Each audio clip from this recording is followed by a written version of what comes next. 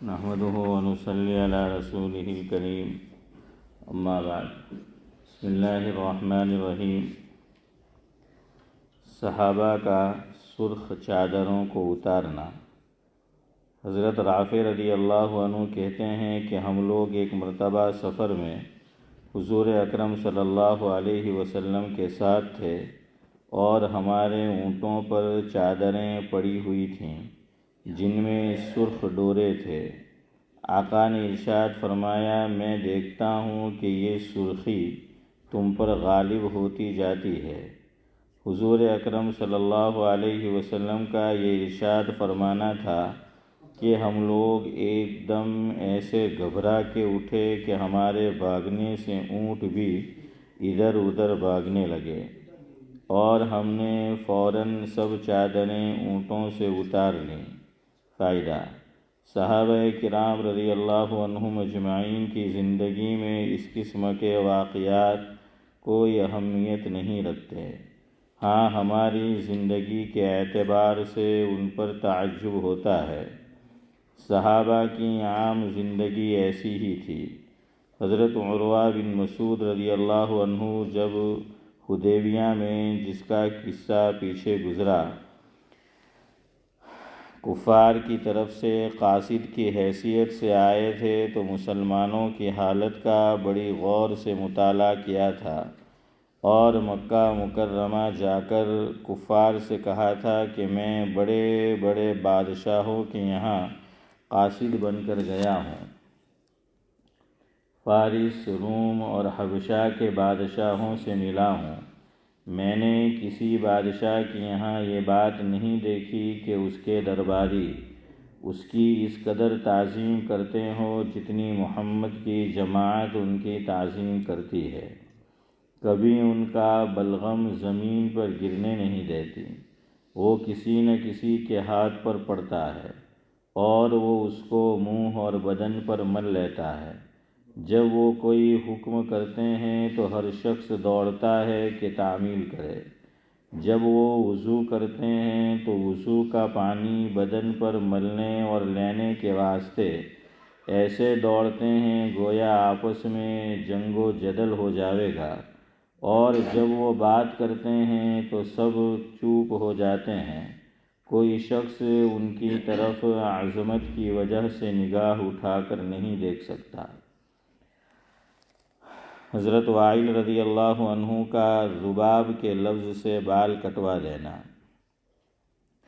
حضرت وائل رضی اللہ عنہ کہتے ہیں کہ میں ایک مرتبہ حاضر خدمت ہوا، میرے سر کے بال بہت بڑھے ہوئے تھے۔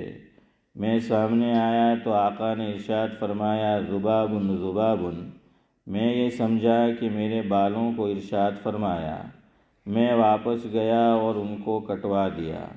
جب دوسرے دن خدمت میں حاضری ہوئی تو ارشاد فرمایا کہ میں نے تو نہیں کہا تھا، لیکن یہ اچھا کیا۔ فائدہ: ذباب کے معنی منحوس کے بھی ہیں اور بری چیز کے بھی۔ یہ اشاروں پر مر مٹنے کی بات ہے کہ منشا سمجھنے کے بعد چاہے وہ غلط ہی سمجھا ہو، اس کی تعمیل میں دیر نہ ہوتی تھی۔ یہاں آقا نے ارشاد ہی فرما دیا کہ تم کو نہیں کہا تھا، مگر یہ چونکہ اپنے متعلق سمجھے اس لیے کیا مجال تھی کہ دیر ہوتی۔ ابتدائے اسلام میں نماز میں بولنا جائز تھا، پھر منسوخ ہو گیا۔ حضرت عبداللہ بن مسعود رضی اللہ عنہ حاضر خدمت ہوئے، آقا نماز پڑھ رہے تھے، انہوں نے حسب معمول سلام کیا۔ چونکہ نماز میں بولنا منسوخ ہو چکا تھا، آقا نے جواب نہیں دیا۔ وہ فرماتے ہیں کہ حضور اکرم صلی اللہ علیہ وسلم کے جواب نہ دینے سے نئی اور پرانی باتیں یاد آ کر مختلف خیالات نے مجھے آ گھیرا۔ کبھی سوچتا کہ فلاں بات سے ناراضگی ہوئی ہوگی، کبھی خیال کرتا کہ فلاں بات پیش آئی۔ آخر حضور اکرم صلی اللہ علیہ وسلم نے جب سلام پھیرا اور ارشاد فرمایا کہ نماز میں کلام کرنا منسوخ ہو گیا ہے، اس لیے میں نے سلام کا جواب نہیں دیا تھا، تب جان میں جان آئی۔ حضرت سہیل رضی اللہ عنہ کی عادت اور خریم کا بال کٹوا دینا۔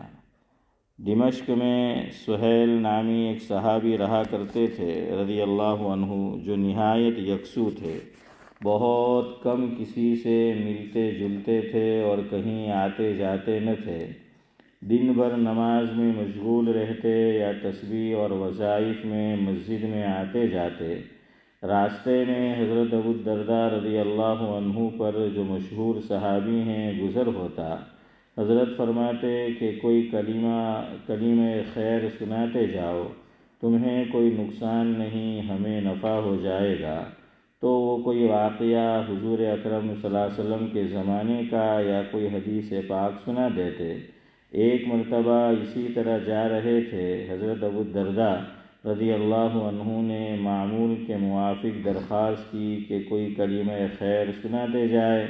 کہنے لگے کہ ایک مرتبہ حضور اکرم صلی اللہ علیہ وسلم نے ارشاد فرمایا کہ خریم اسدی اچھا آدمی ہے، اگر دو باتیں اس میں نہ ہوں: ایک، سر کے بال بہت بڑے رہتے ہیں، دوسرے، لنگی ٹخنوں کے نیچے باندھتا ہے۔ ان کو آقا کا یہ ارشاد پہنچا، فوراً چاقو لے کر بال کانوں کے نیچے سے کاٹ دیے اور لنگی آدھی پنڈلی تک باندھنا شروع کر دی۔ فائدہ: بعض روایات میں آیا ہے کہ خود حضور اکرم صلی اللہ علیہ وسلم نے ان سے ان دونوں باتوں کو ارشاد فرمایا اور انہوں نے قسم کھا کر کہا کہ اب سے نہ ہوگی، مگر دونوں روایتوں میں کچھ اشکال نہیں۔ یہ ہو سکتا ہے کہ خود ان سے بھی ارشاد فرمایا ہو اور غیبت میں بھی ارشاد فرمایا ہو، جو سننے والے نے ان سے جا کر عرض کر دیا۔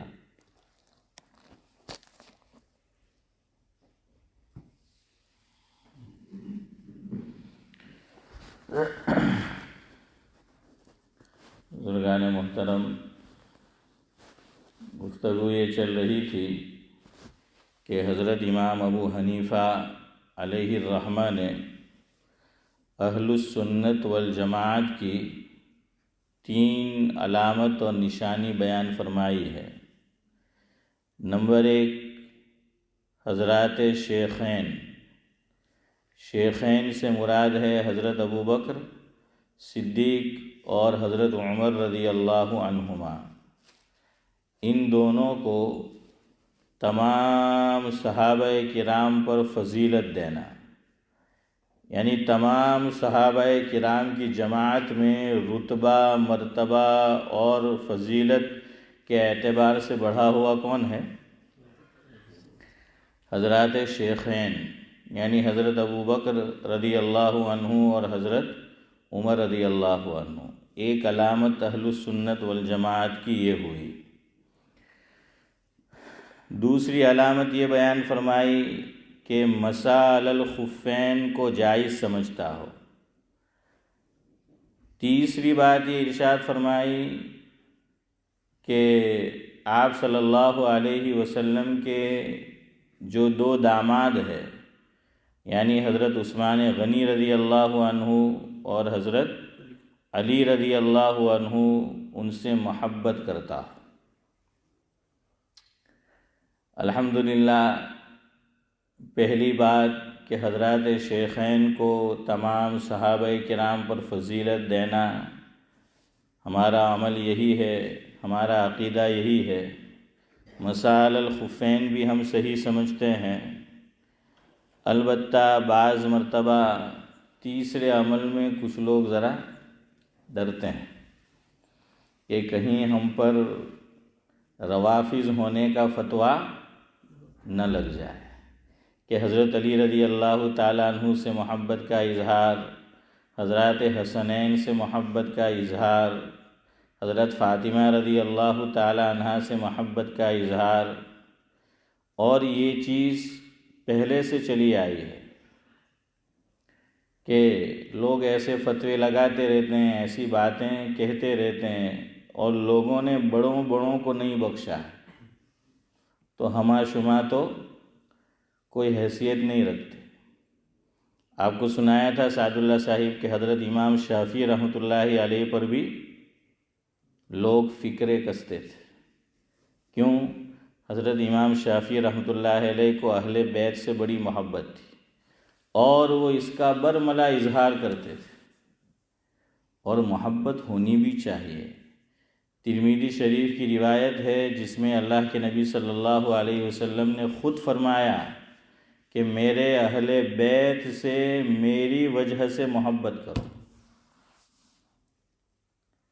اور ایک روایت میں فرمایا کہ بچوں کو 3 چیزیں سکھاؤ، کہ بچہ بڑا ہونے لگے اسے 3 چیزیں سکھاؤ، 3 باتیں اسے بتاؤ، 3 کام اس کی زندگی میں اتارو۔ نمبر 1، اسے قرآن کریم پڑھنا سکھاؤ۔ کیا کرو؟ اسے قرآن کریم پڑھنا سکھاؤ۔ دوسرے نمبر پر ارشاد فرمایا کہ اسے مجھ سے محبت کرنا سکھاؤ، میری محبت اس میں ڈالو۔ تیسرے نمبر پر ارشاد فرمایا کہ میرے اہل بیت سے بھی محبت کرنا سکھاؤ۔ تو بہرحال حضرت امام ابو حنیفہ علیہ الرحمہ نے بھی یہ فرمایا۔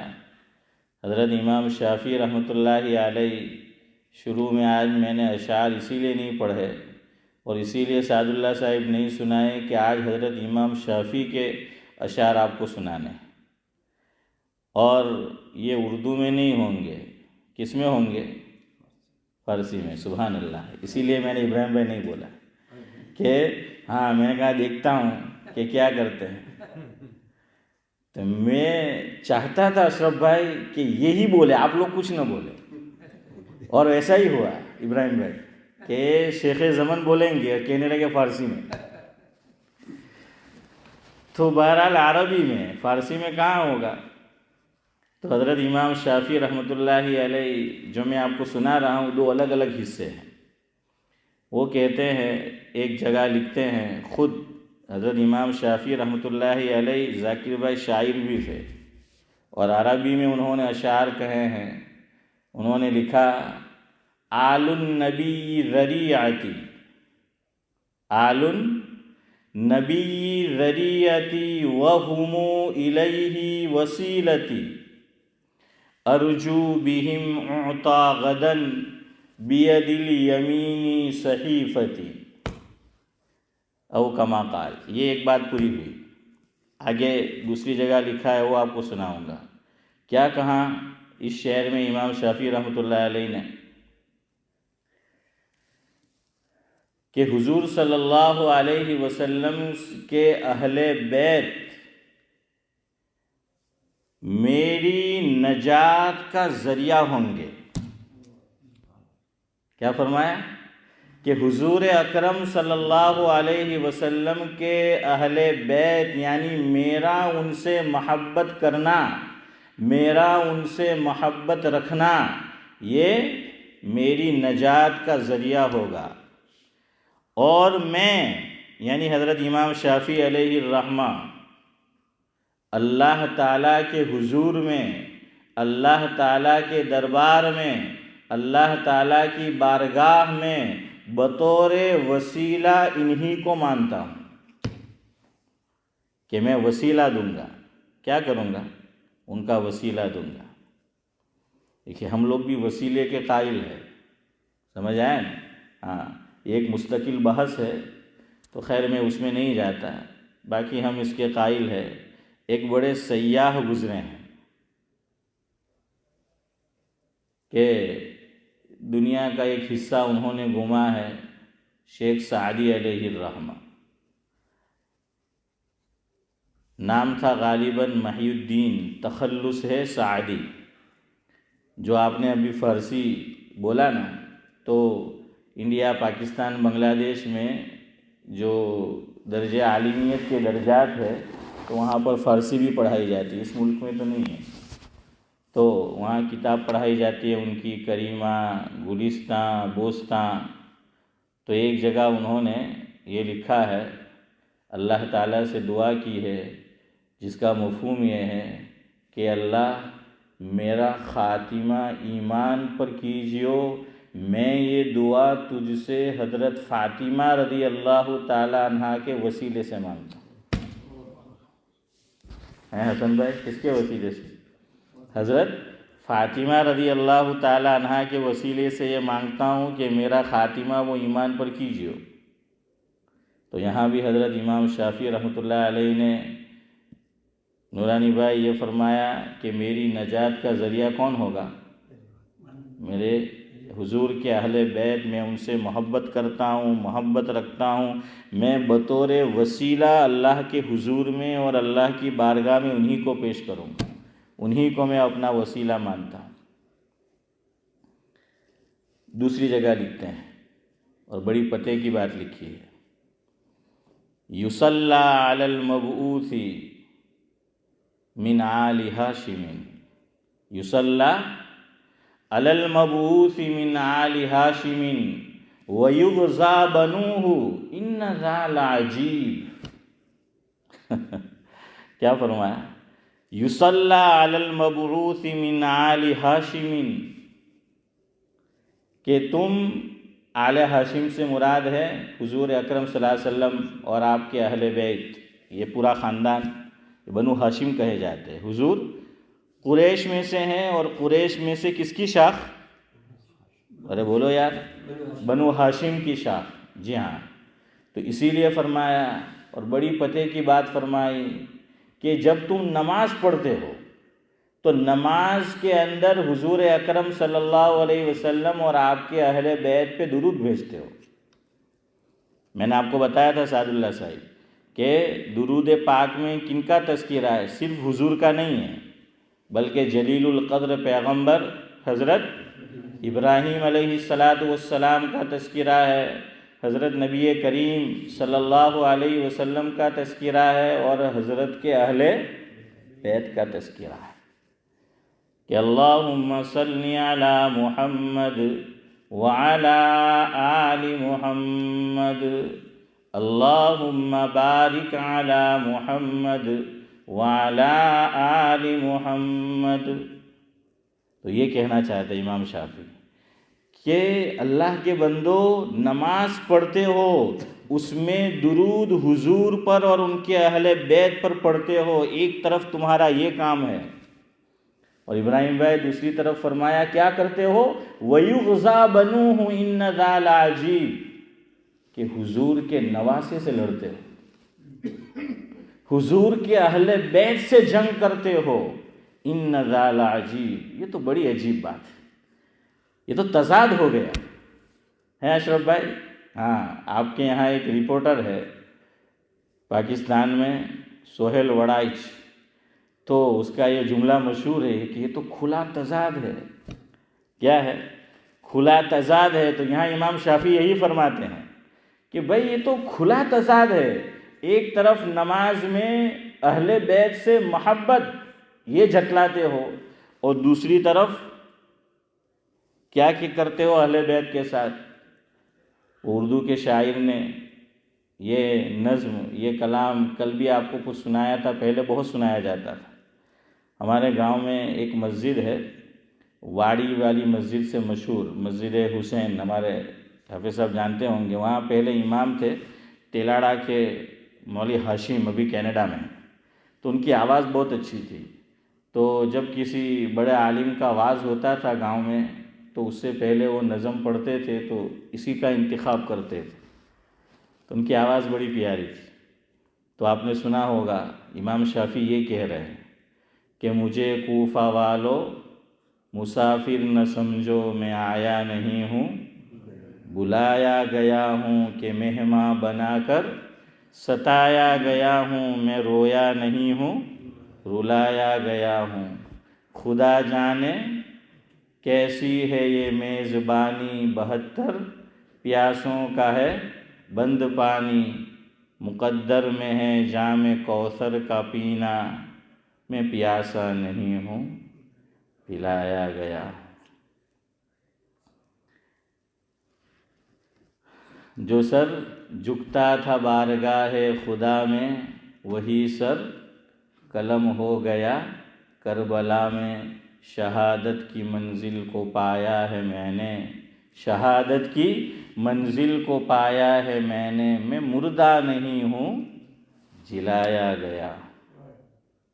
ہاں، اور آگے دل کانپ اٹھتا ہے، شاعر نے کیا نقشہ کھینچا ہے۔ واقعتاً یہ سب باتیں حضرت حسین رضی اللہ تعالیٰ عنہ نے کہی ہیں، اور وہ لا الہ الا اللہ محمد الرسول اللہ کے دعوے دار تھے وہ لوگ۔ اس لیے امام شافعی فرماتے ہیں کہ نماز میں درود بھیجتے ہو۔ حضرت حسین کو شہید کرنے والے خدا کے منکر نہیں تھے، غیر مسلم نہیں تھے، لا الہ الا اللہ محمد الرسول اللہ کے دعوے دار تھے، نمازی تھے، نماز پڑھتے تھے، نماز کے اندر اہل بیت پر درود جو ہیں وہ بھیجتے تھے، لیکن وہی ان کو پانی سے پیاسے رکھ رہے ہیں۔ یہ دنیا بڑی ظالم ہے، ہاں، یہ کسی کو نہیں بخشتی۔ اس لیے ہمارے حضرت مولانا ابرار احمد صاحب دہلوی رحمۃ اللہ علیہ فرماتے تھے، میرا جہاں کہیں بیان ہوتا ہے اور بیان کے بعد لوگ بڑی عقیدت سے جھک کر جو ہیں وہ ملتے ہیں، سلام کرتے ہیں، فرمایا مجھے ان پہ کوئی اعتبار نہیں ہوتا کہ یہاں اس طرح مل رہے ہیں اور باہر جا کر میری چمڑی ادھیریں گے۔ شیخ صاحب باہر جا کر کیا کریں گے؟ وہ جو ہیں وہ چمڑی ادھیڑیں گے۔ تو حضرت فرماتے ہیں کہ میں عقیدت مند نہیں ہوتا ہوں کہ ان کا کوئی بھروسہ نہیں، صبح جو ہیں وہ عرش پہ بٹھایا ہوتا ہے اور شام میں یہ خود کہہ رہے ہیں، ہاں، ان پہ بھی کوئی بھروسہ نہیں۔ تو بہرحال وہ جو ہیں یہ ہے حضرت عثمان غنی رضی اللہ تعالیٰ عنہ۔ دیکھیے اللہ اکبر، جو کنواں اپنی ذاتی رقم سے، اپنے پیسے سے حضرت عثمان غنی رضی اللہ تعالیٰ عنہ نے خرید کر مسلمانوں کے لیے وقف کر دیا تھا، عام کر دیا تھا کہ جتنا پانی پینا ہو، جتنا ہے وہ پانی جو ہے پیو، اسی کنویں کے پانی سے دشمنوں نے حضرت عثمان غنی کو محروم رکھا۔ اسی کنویں کا پانی حسن بھائی نہیں دیا ہے، اور وہاں بھی کوئی منکر نہیں تھے، لا الہ الا اللہ محمد الرسول اللہ کے دعوے دار۔ تو آگے کا جملہ دل ہلا دیتا ہے۔ میں سنتا ہوں، پڑھتا ہوں، کئی مرتبہ آنکھوں سے آنسو جاری ہو جاتے ہیں کہ حضرت حسین رضی اللہ تعالیٰ عنہ نے یہ کہا ہے، چونکہ عورتیں بھی تھیں، چھوٹے بچے بھی تھے، لیکن ان کو رحم نہیں آیا۔ کیا کہا سنیے، ہے بابا علی، ہے بابا علی ماں میری فاطمہ ہے بابا علی ماں میری فاطمہ ہے، میں بھائی حسن کا نانا خیر الورا ہے۔ حضور اکرم صلی اللہ علیہ وسلم یہ واسطہ دیا، نسبت بتائی کہ ہے بابا علی، کہ میرے والد شیر خدا حضرت علی ہے، اور ماں میری فاطمہ ہے جو جنتی عورتوں کی سردار ہے، میں بھائی حسن کا نانا خیر الورا ہے۔ آگے فرمایا کوفہ والو میرے مراتب کو تو سمجھو۔ ہاں، یہ ہے بات کہ یہ سب بتایا کہ دیکھو میں کون ہوں، کوفہ والو میرے مراتب کو تو سمجھو، میں نواسۂ رسول بنایا گیا۔ پھر بھی نہیں مانے، حضرت کو پتہ چل گیا کہ یہ مجھے شہید کر دیں گے، تو آخری مصرع ہے، اسی کو شاعر نے نقشہ کھینچا ہے کہ بہشت بری میں مکاں بن رہے ہیں، بہشت بری میں، بہشت یعنی جنت، یہ فارسی کا لفظ ہے، بری یعنی اوپر، جنت کہاں ہے؟ اوپر ہے، اور جہنم نیچے ہے۔ ہاں یاد رکھیے، جہنم مفسرین نے لکھا ہے نیچے ہے، اور مثال دی کہ زمین پہ انسان گناہ کرتا ہے، یہ زمین انگاروں سے بھری ہے، اللہ تعالیٰ کو جب ختم کرنا ہوگا اس کائنات کو اور جہنمیوں کو جہنم، تو بس یہ تو گویا کہ وہ بارود بچھا ہوا ہے، مثال کے طور پر یہ بارود بچھا ہوا ہے، اس میں خالی کس کی دیر ہے؟ تیلی لگانے کی، بس اتنی دیر ہے، تو اسی کو جہنم بنا دیا جائے گا۔ یہی جہنم ہے، اس کے نیچے ان المنافقین فی الدرک الاسفل من النار، وہ سب سے جو ہیں وہ نیچے ہوں گے، اور جنت جو ہے وہ اوپر ہے۔ تو اسی کو کہا کہ بہشت بری میں مکاں بن رہے ہیں، میں اجڑا نہیں ہوں بسایا گیا، مجھے کوفہ والو مسافر نہ سمجھو، میں آیا نہیں ہوں بلایا گیا۔ جو بلا کر بے ادبی کرتا ہے نا وہ کوفے والا ہے، یاد رکھیے، خالی اشارہ کر دیا، سمجھنے والے سمجھ جائیے۔ بہرحال حضرت امام شافعی نے فرمایا یصلی علی المبعوث من آل ہاشم ویغزا بنوہ ان ذا لعجیب، اور آگے عجیب بات بیان فرمائی، لئن کان ذنبی حب آل محمد، لئن کان ذنبی حب آل محمد فذلک ذنب لست عنہ اتوب۔ اللہ اکبر۔ امام شافعی رحمۃ اللہ علیہ اہل بیت سے محبت کا اظہار کرتے تھے، تو لوگوں نے کہا یہ شافعی تو رافضی ہو گیا ہے، یہ کیا ہے؟ رافضی ہے۔ تو لوگ ڈرتے ہیں اہل بیت سے محبت کا اظہار کرنے کے لیے، نہیں کرنا ہے، کھل کر کرنا ہے۔ تو امام شافعی کو جب پتہ چلا کہ لوگ میرے بارے میں ایسی باتیں کرتے ہیں، مجھے رافضی کہتے ہیں اہل بیت سے محبت کی وجہ سے، تو امام شافعی نے فرمایا لئن کان ذنبی حب آل محمد، کہ اگر تمہاری نظر میں اہل بیت سے محبت کرنا گناہ ہے، فذالک ذنب، یہ گناہ میں کرتا رہوں گا۔ کیا فرمایا؟ فذالک ذنب، یہ گناہ میں کرتا رہوں گا، لست عنہ اتوب، اور زندگی بھر اس سے توبہ نہیں کروں گا۔ گناہ سے کیا کیا جاتا ہے؟ توبہ نا۔ فرمایا کہ یہ گناہ نہیں ہے، لیکن تمہاری نظر میں گناہ ہے تو یہ گناہ میں کرتا رہوں گا اور زندگی بھر اس سے توبہ نہیں کروں گا۔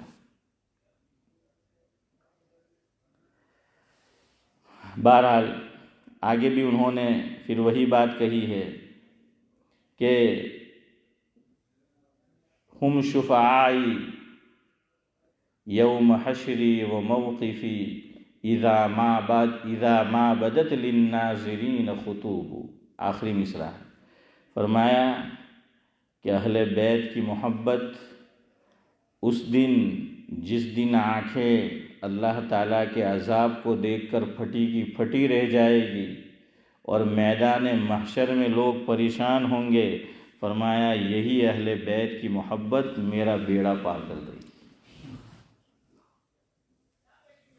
بہرحال یہ تین باتیں آپ کو مجھے بتانی تھی، تو تیسرے کی کچھ تشریح کر دی کہ ہم لوگ ڈرتے ہیں ذرا، تو اس وجہ سے پتہ نہیں بڑے میاں کو یاد ہے یا نہیں ہے، شیخ زمن کو یہ کچھ سال پہلے مجھے کہنے لگے ابراہیم بھائی کہ اپنی مسجد میں ان کے دریک بیان تھا، ان کے دریک ٹاپک پر، પણ એમ કે કરબલા પર ને હઝરત હુસૈનની શહાદત પર નહીં થાય એમ કે યાદ હે या बुद्धि सांथी बुद्धि नाठी हैं। तो मुझे कहने लगे सर ये, मैंने कहा ये प्रॉब्लम है भाई, हर आदमी की अपनी चॉइस, कि ये नहीं हुआ था कि એમ પાછા કહેવું ભારે હે જાગીરભાઈ, તો કે બધું થાય પણ આ જ નહીં થાય, એટલે એમ નહીં કહેવાનું કે તમે કંઈ નહીં કરે। મેં કે હા ભાઈ બધાની અલગ અલગ ચોઈસ है, હેલો કે આ થાય ને હેલો નહીં થાય, એમ કે હવે જ્યાં થાય ત્યાં તો તમે હોય નહીં, یہ تو خیر ہوتے ہیں ماشاءاللہ۔ تو بہرحال یہ بھی ہم نے سلسلہ شروع کیا تھا اور کبھی آپ کو بتایا تھا، چلے کل جو بات چل رہی تھی ادھر آئے، ایک خاتون کا، عورت کا مجھ پر آج واٹس ایپ آیا کہ مول صاحب کل آپ نے جو سمجھایا تھا مسح اور غسل کا فرق، یہ میری سمجھ میں نہیں آیا ہے نورانی بھائی، ان کی سمجھ میں نہیں آیا۔ خیر اچھی بات ہے، انہوں نے سمجھنا چاہا تو میں نے تو کوئی جواب نہیں دیا، ان کو رپلائی نہیں کیا، میں نے سوچا چلو آج پھر سمجھا دیں گے، ویسے بھی بات وہیں سے شروع کرنی تھی تو جلدی جلدی سمجھے۔ دو جملے ہیں، دو لفظ ہے، مسح اور غسل۔ غسل نہیں بولنا ہے یہاں، مسح کے مقابلے میں غین پر زبر، ایک طرف مسح میم پر بھی زبر ہے، اور یہاں اس کے مقابلے میں غسل نہیں بلکہ غسل۔ ہاں اشرف بھائی، یہ میں اس لیے بولوں ورنہ باہر جا کر یہ کہیں گے مول صاحب نے تو غسل بولتا بھی نہیں آوڑا، غسل کہتا ہوتا ہے، تو حسن بھائی منت کہیں نہیں دھوئے لاکھ، تو اس لیے پہلے ذرا وضاحت کر دوں، ایک ہے مسح اور دوسرا ہے غسل۔ مسح کا لغوی معنی ہے ہاتھ پھیرنا، خالی ہاتھ پھیرنا، چاہے ہاتھ تر ہو یا خشک ڈرائی ہو۔ شریعت کی اصطلاح میں مسح کا معنی ہوتا ہے تر ہاتھ پھیرنا، تر ہاتھ پھیرنا۔ اس کے اندر قطرے نہیں گرتے، چھینٹے نہیں پڑتے، ڈراپ نیچے نہیں آتے۔ یہ مسح، رب جس کو انگلش میں کہیں گے کہ رب، یہ کرنا۔ غسل، غسل کہتے ہیں کہ کسی عضو کو ہم دھوئے تو دھونے کے بعد 2-3 قطرے زمین پر نیچے جو ہیں وہ گرے ٹپکے، 2 نہیں تو کم از کم 1 قطرہ جو ہے وہ نیچے ٹپکنا چاہیے، تب جا کر کہا جائے گا کہ دھویا گیا۔ اور قرآن کریم نے کیا فرمایا کہ چہرہ اور ہاتھ کوہنیوں سمیت اس کو دھونا ہے، اور پاؤں اس کو بھی دھونا ہے۔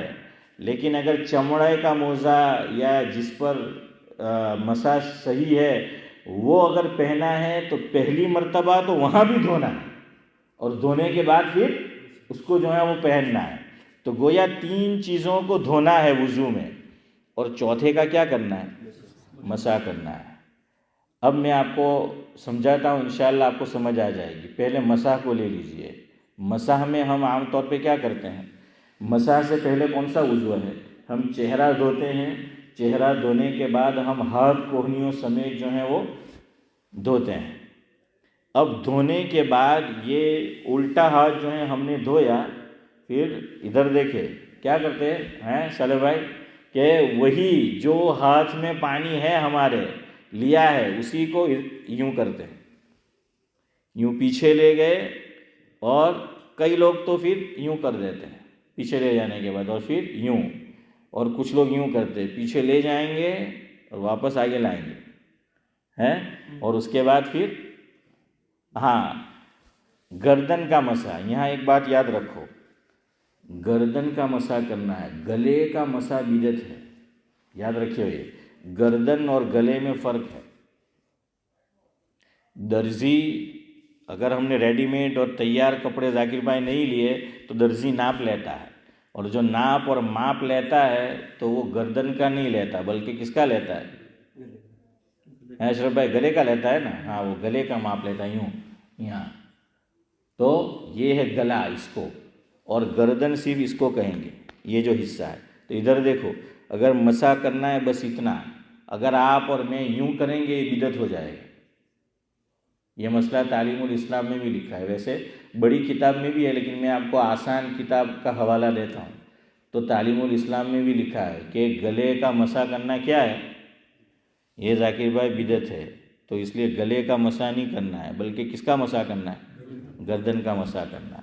یہاں بات نکلی ہے تو سمجھو، اس مسئلے میں علماء میں اختلاف ہے کہ گردن کا مسح بھی کرنا ہے یا نہیں کرنا ہے۔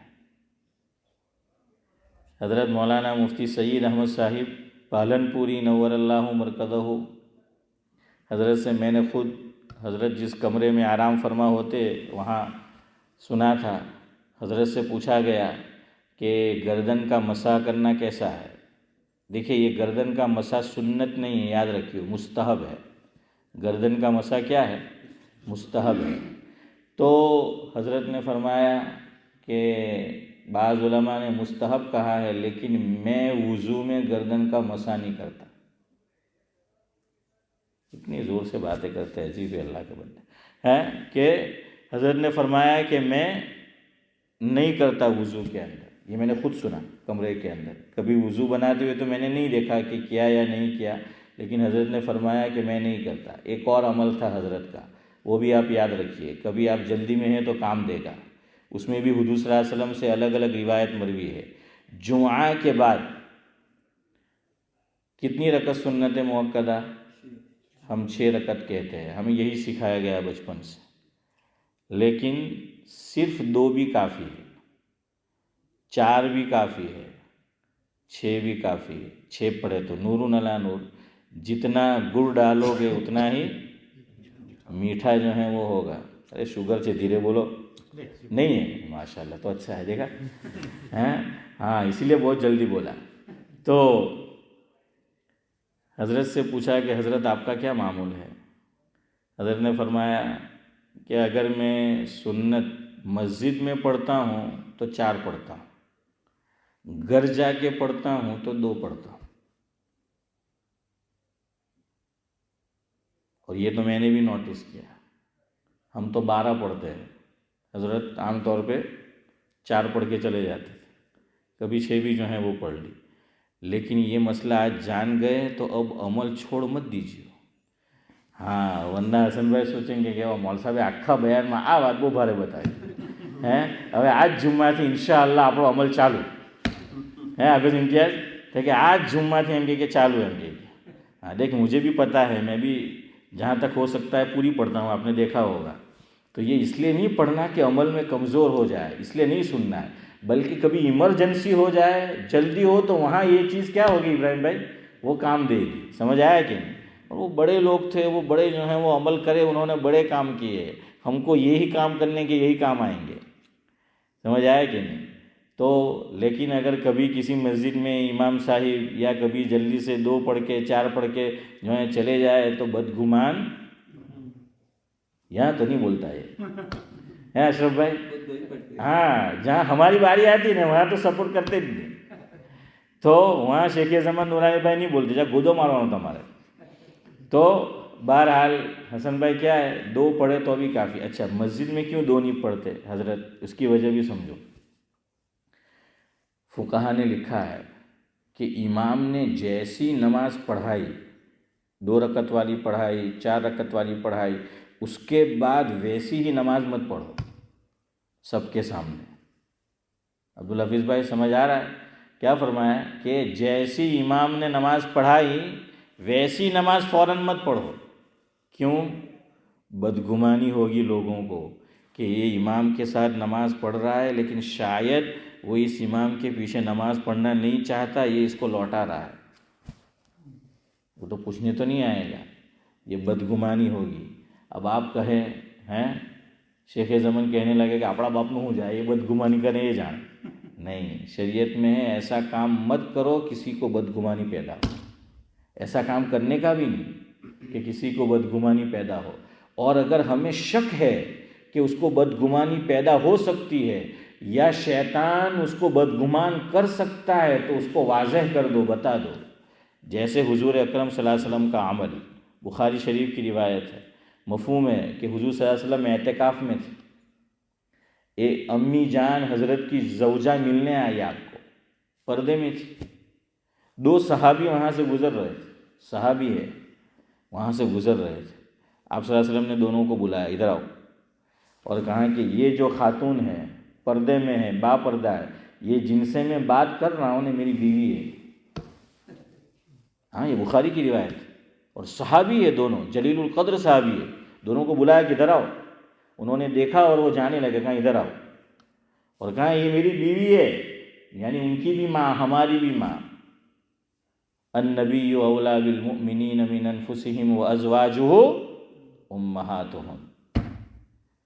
اس موقع پر پھر حضور نے ایک جملہ ارشاد فرمایا جو بہت مشہور ہے, آپ نے بھی سنا ہوگا, علماء بھی اس کو کوٹ کرتے رہتے. ان الشیطان یجری من الانسان مجری الدم او کما قال علیہ الصلاۃ والسلام. صحابہ کرام فرمانے لگے حضور سے کہ حضرت ہم آپ کے بارے میں بدگمان ہو سکتے ہیں کہ یہ خاتون جو باپردہ آپ کے ساتھ بات کر رہی ہے کوئی اور ہوگی, ہم کیسے آپ کے بارے میں بدگمان ہو سکتے ہیں؟ اور یہ بھی یاد رکھیو, نبی کے بارے میں بدگمانی اسلام سے خارج کر دیتی ہے. تو یہاں بدگمانی کا اندیشہ, تو حضور نے کیا فرمایا کہ تم تو بدگمان نہیں ہوتے, ان الشیطان یجری من الانسان مجری الدم او کما قال علیہ الصلوۃ والسلام. فرمایا کہ شیطان تمہارے بدن میں جیسے خون دوڑتا ہے نالیوں کے ذریعے, رگوں کے ذریعے, شیطان بھی اس طرح دوڑتا ہے. تو کہیں وہ تمہیں میرے بارے میں بدگمان نہ کر دے. اس لیے یہاں یہ نہیں سوچنے کا کہ આપણે 2 پڑھے એ વિચારે આપણે 4 پڑھے તો આપણને હું نہیں, بدگمان مت کرو. اور ایسا لگے تو کیا کر دو, وضاحت کر دو اس سے، سمجھ آئے کہ نہیں؟ ہاں ایسا لگے تو جو ہے وضاحت کر دو. ایسا ہمارے ساتھ ہوتا تھا. امتیاز، حافظ امتیاز، میں راندیر پڑھتا تھا. اب انجمن ہوتی تھی، رات کو آنا ہوتا تھا. اب ہم ادنا دروازہ اترتے تھے، وہاں سے اب لاجپور آنا ہے تو ٹرک ہے، ٹیمپو ہے، ٹرالی ہے، جو بھی ہے، بس تو کم ملتی تھی، ہاتھ کرنا ہوتا تھا. اب وہاں ٹاکیز تھی ایک حسن بھائی، بالکل تھنک ٹاکیز ابراہیم بھائی، سنیما گھر، پتہ نہیں میں نام بھی بھول گیا ہے، جہانگیر یا پتہ نہیں کیا تھا، کہ بالکل وہ وہاں ٹاکیز. تو ہم کسی گاؤں والے کو دیکھ لیتے تھے، ایک تو کم بخت بٹھاتا تو نہیں تھا، لیکن جب جاتے ہاں یوں ریئیکشن ہوتا ہے. میں کیا ڈوہانے جینے کے حافظ صاحب آ گیڑ جینے کہ تو ہم گھر آ کر پہلے ہی وضاحت کرتے تھے کہ بھائی دیکھ ٹاکیز پر اچھا بعض مرتبہ ادھر شو چھوٹ رہا ہے. ہاں یہ شو چھوٹ رہا ہے، شو چھوٹنے کا ٹائم، اور ہمارا وہاں کھڑے رہنے کا. આપણે કહીએ કે કાગને બેહવું ને હા ઇબ્રાહીમભાઈ થયું તો ઘેર આવીને બધા કે આ બદગુમાની નહીં કરે, નહીં તો વીકમાં એક વખત આવે ને તાહો તંબીહુલ ગાફિલીન, તાહો તંબીહુલ ગાફિલીન, નહીં હો તંબીહુલ ગાફિલીન. تو بہرحال وہ بدگمان نہیں ہو جائے تو ہم بتا دیتے تھے کہ دیکھو بھائی ہم پکچر دیکھ کے نہیں نکلے.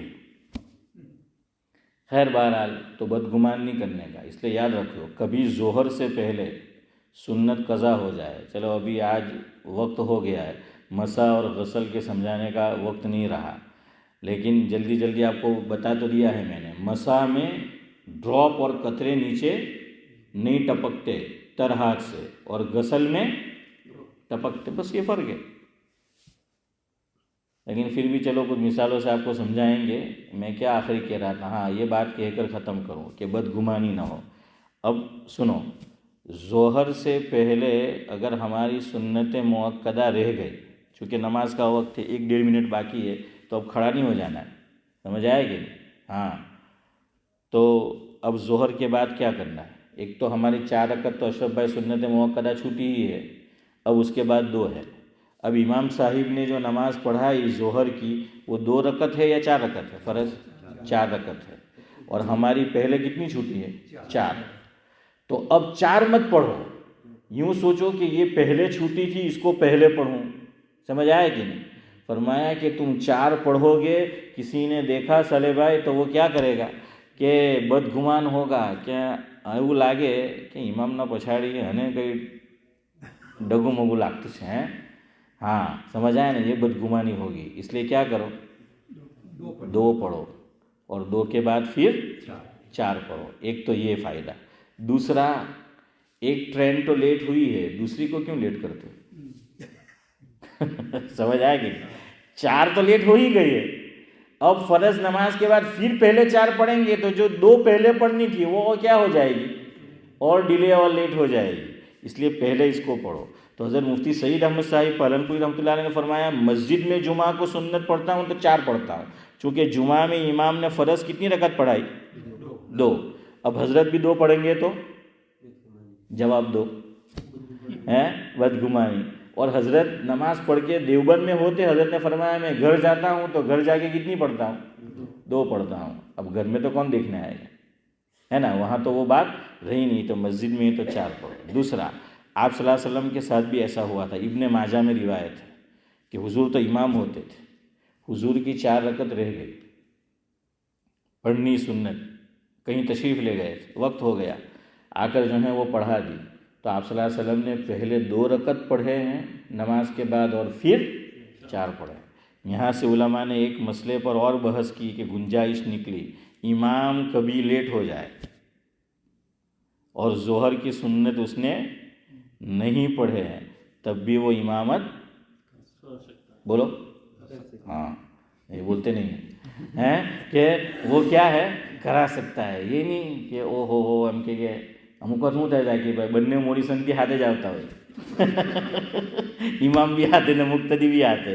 હવે આપણને જોયા જ કરે કે જોઈ કેટલા વાગે પહોંચે, ہاں وضو کروا گیا آئیو تو کہ تھے کہ نہیں. آج میرے ساتھ ایسا ہی ہوا، میں نے اشرف بھائی کو ظہر میں کہا، وہ ہمارے مہمان تھے تو میں ان کو کھانا کھلا رہا تھا تو ذرا لیٹ ہو گئے. اب برتن صاف کرنے تھے، میرا وضو باقی تھا، سنت باقی. میں نے اشرف بھائی کو کہا کہ اشرف بھائی اب میں دھونے جاؤں گا تو لیٹ ہو کہ میں نے کہا اشرف بھائی میں نے وہ دھوئی نہیں ہے. اشرف بھائی نے کہا میں نے سنت پڑھ لی ہے, میں دھو لیتا ہوں. تو انہوں نے دھو لیے, میں نے وضو کے اعضاء دھوئے اور پھر سنت جو ہے وہ آ کر پڑھی. تو ایسا ہو جاتا ہے. لیکن کبھی ویسے مقتدی ہوتے ہیں تو بعض ائمہ پھر احتیاط بھی کرتے ہیں, ورنہ مسئلے کی روح سے جائز ہے, بعد میں امام پڑھ لے گا کیا ہوا. ہمارے حضرت مفتی عبدالرحیم صاحب لاجپوری رحمۃ اللہ علیہ, ہمارے ابراہیم بھائی کے ان کے والد استاد ہوتے ہیں نا, استاد ہوتے تھے نا مولانا عبدالکریم صاحب, حضرت نے 63 ایئرس نادر حجیرہ مسجد میں امامت کرائی. کتنے ایئرس؟ 63. اشرف بھائی ایک ہی جگہ پر. આપણે તો 20-25 વર્ષ હતા કે આ પીપોડી તો બહુ સાંભળી, હવે બદલો હશે હે હસનભાઈ, તો કે આ 20 વર્ષથી એક જ પીપોડી વાગા કરતી છે એમ કે હવે બદલો હશે. تو وہ 63 ایئرس امامت کرائی. ان کے داماد تھے قاضی ماما, سید خاندان سے تھے, محی الدین, اور حضرت کے داماد تھے. وہ جلدی عادت, میرے استاد ہوتے, میں نے علم السیغہ پڑھی ہے. تو مفتی صاحب کی عادت کیا تھی, وہ فتویٰ لکھنے بیٹھ جاتے تھے. فتویٰ لکھ رہے, جواب لکھ رہے, اور امام بھی تھے. ایک دم سے نگاہ پڑی کہ وہ یہ تو ظہر کی نماز کا ٹائم ہو گیا, جماعت کا وضو تو ہوتا تھا حضرت کا. تو میں نے خود ان کے نواسے سے سنا کہ نانا جان ابراہیم بھائی دوڑتے تھے, بھاگتے تھے. میں نے کہا نہیں, پبلک تھوڑی چھوڑتی ہے. تو نانا جان بھاگتے بھاگتے آتے تھے اور وہ سمجھ جاتے ان کے داماد. تو حضرت اشارہ کر دیتے کہ میری سنت باقی ہے, سنت پڑھنے جاؤں گا تو کیا ہوگا, لیٹ ہوگا. اور مقتدی میں ہر قسم کے ہوتے ہیں, کچھ صبر کرتے بھی ہے اور کچھ میں نہیں بولوں گا, ہاں آپ بولو. تو بہرحال وہ ہوتا ہے. تو حضرت امامت نہیں کراتے تھے, ان کے داماد نماز پڑھا لیتے تھے. کیوں امامت نہیں کرائی؟ اس لیے کہ یہ تقوی پہ عمل کرتے تھے, فتوے پہ نہیں کرتے تھے. تو فتوے پہ بھی کر سکتے ہیں اور تقوی پہ بھی کر سکتے ہیں. سبحان اللہ و بحمدہ, سبحانک اللہم و بحمدک.